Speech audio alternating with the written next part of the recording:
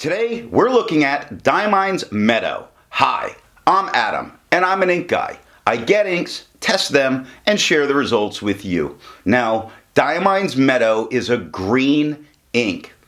To make sure I have a range of experience with this ink, I do the writing samples, I put the ink into a different pen for a day, I then put it into a cross Bailey with a medium nib to take my notes for this video. Now, before we get to the writing samples, let's look at the sciencey bits.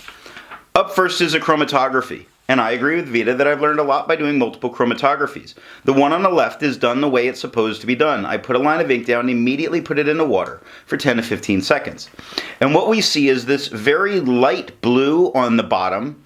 We see the yellows come up, but interestingly, the green didn't show up between the blue and yellow. It showed up on top. So this is a green that is also a mixture with the blues and yellows. There's definitely three different inks here. The one on the right I let dry for 10 minutes before I dunk it into water. And the blue that we saw on the bottom in the first chromatography is much more in place and not really moving.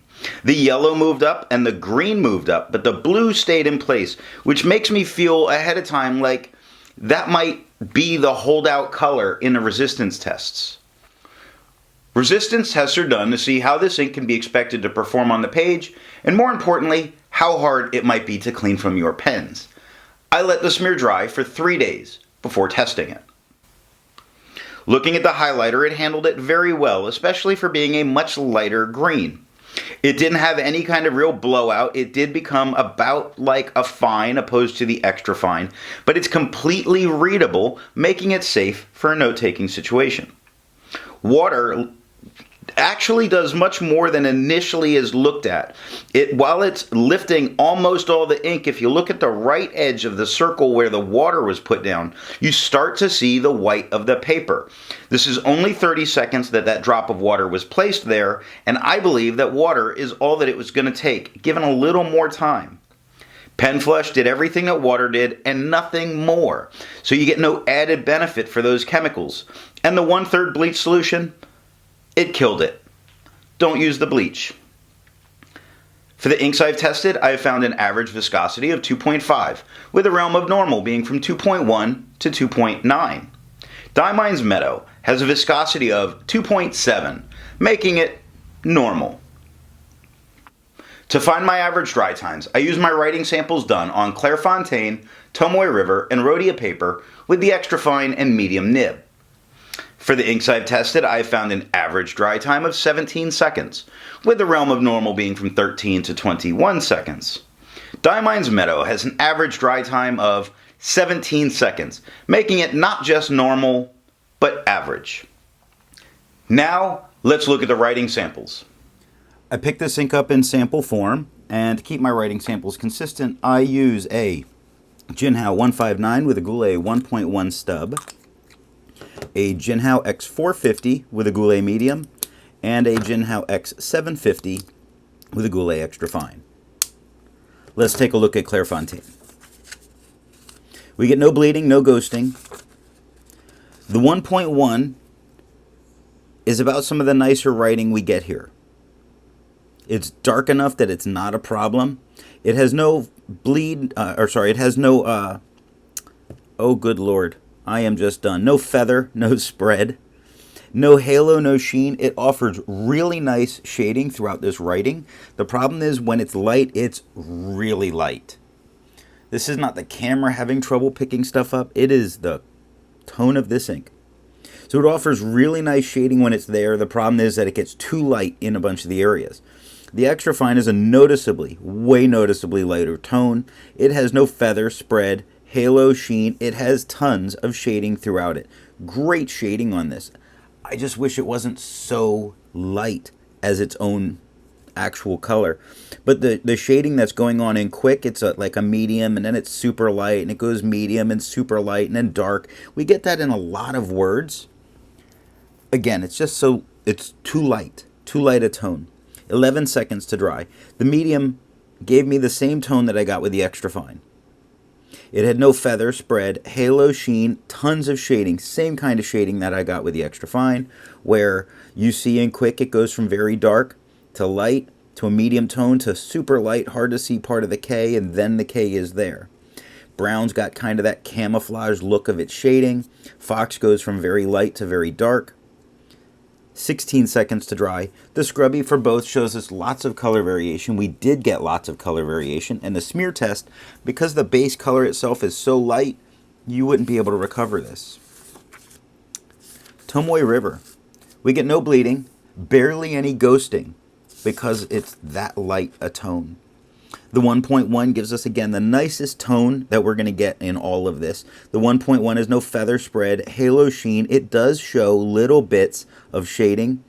The W looks a little bit darker than the rest of Meadow. The D looks a little bit lighter than the rest of Meadow. So you do get some, very, very little.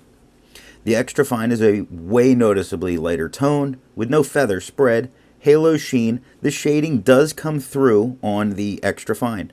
Quite a bit of shading comes through. If you look at what's going on in Fox, the top is super light of the F. And then it works its way darker, and the X gets to be about the darkest of the writing. I just wish that the light wasn't so light. Excuse me, 18 seconds to dry. The medium, the exact same tones, so the exact same problems. No feather, spread, halo, sheen, tons of shading. The same type of shading. Look at Fox in extra fine and Fox in medium. Almost exactly the same. Look at the Quick in extra fine and the Quick in medium. Almost exactly the same. This ink didn't care what pen it was in except for the 1.1. It was darker on the left. It got super light into the middle of Quick, and then it got to a mid-tone right about the IC and very light into the K, dark part of the K. Again, it's the lightness of this ink. And 24 seconds to dry. To have a hard time to read something, I wouldn't use this ink on this paper. Now the Scrubby for both show us some color variation. We got a lot more color variation than we see down here. And the smear test, no way. No way. You smear it, it's over. Rhodia, no bleeding, no ghosting. The 1.1 is a great green right here. That's a great green. Fantastic. It has no feather, no spread. It has haloing. On Rhodia, I'm getting haloing all the way around Diamine. And it looks fantastic. With as light as the rest of the writing is, if it haloed, it would be great. It would make it much easier to read. We have no sheen.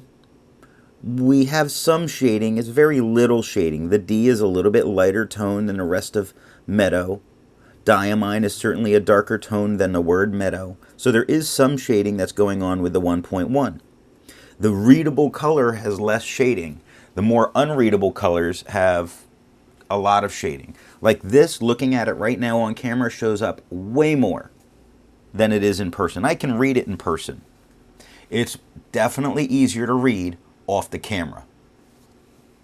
The fine, a noticeably lighter tone than the 1.1. It has no feather spread. Halo sheen, very little shading.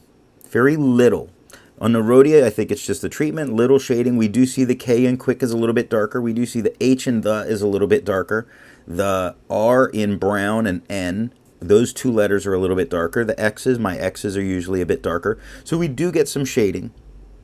13 seconds to dry. Medium is the exact same tone that we got with the extra fine. The medium has no feather spread, halo sheen. It does offer shading. Same kind of shading that we saw with the extra fine.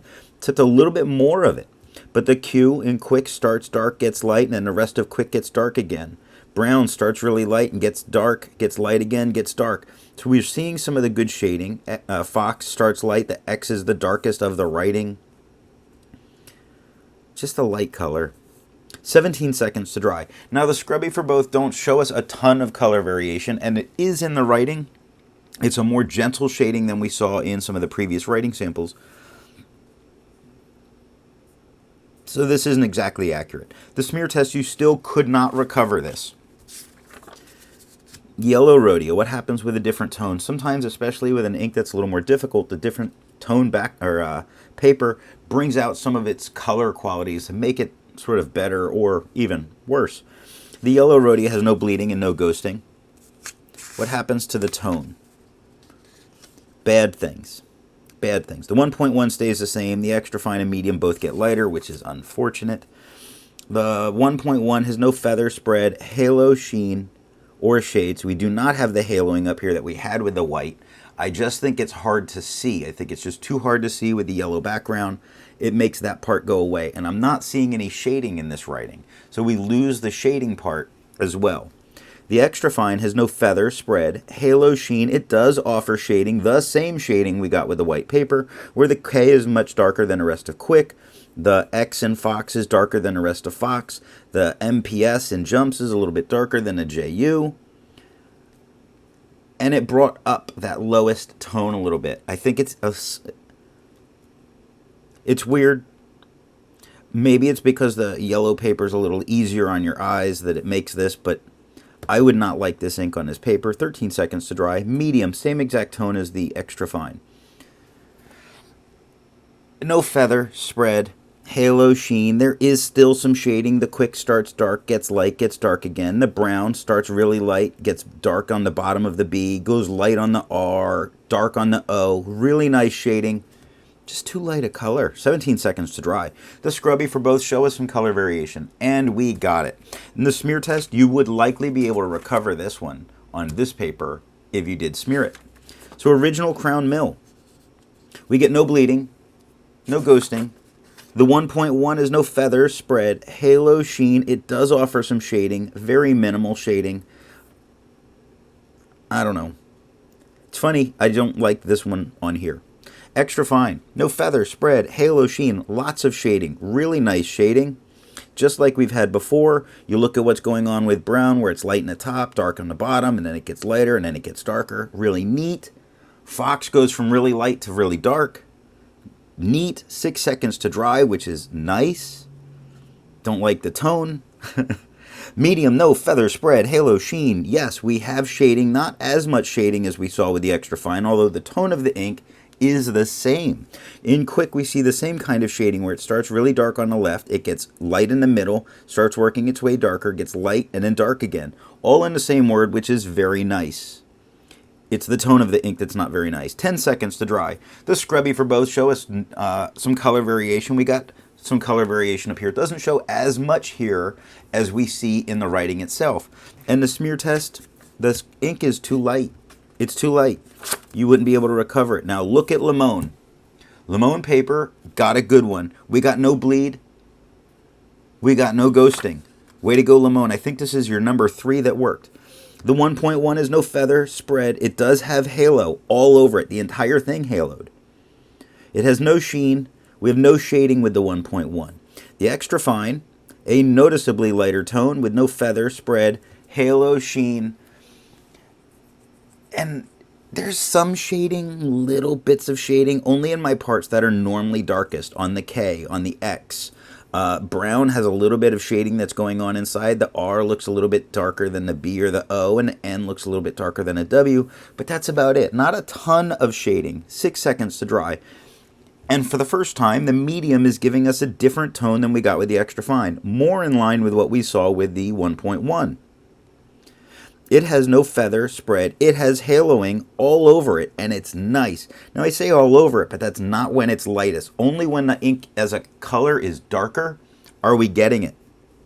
Like in Quick, the bottom part of the Q has haloing, and as we move up and it gets lighter, the halo's gone. It's got a super light tone. It gets harder to read. It's got no sheen. It does have shading. The extra fine lost it. Medium kept some of it. The starts very light on the top of the T. The rest is dark.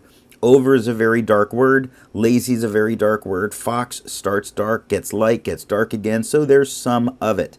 And 9 seconds to dry.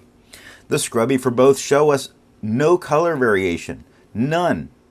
But in the medium, we did get some color variation. And the smear test on this paper, I think you could recover it.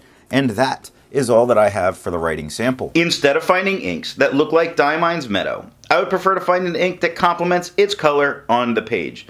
And being a very bright green, it really made me want to look at completing the tree. So I looked at Birmingham Pen Company's Shadyside Walnut Street Brown, because it is a great brown, but it is dark and dusty, which I think goes well with this one. Before I give my opinion on this ink, I would ask, if you've enjoyed the video, give it a thumbs up. And if it's your first time here, I would invite you to subscribe. So what do I think of Diamine's Meadow? The color was disappointing for me because it was so light, it didn't feel usable on a whole page. It felt if it was the main ink I was writing with, it would be kind of painful on the eyes. But in a broader, wetter pen, it put down more ink and was easier to read than in a finer pen. Now with that, the color is very vibrant. It is a very nice green. I just don't know about this for a full page of writing. As a complement color, I think this is fantastic to use. Thanks for watching.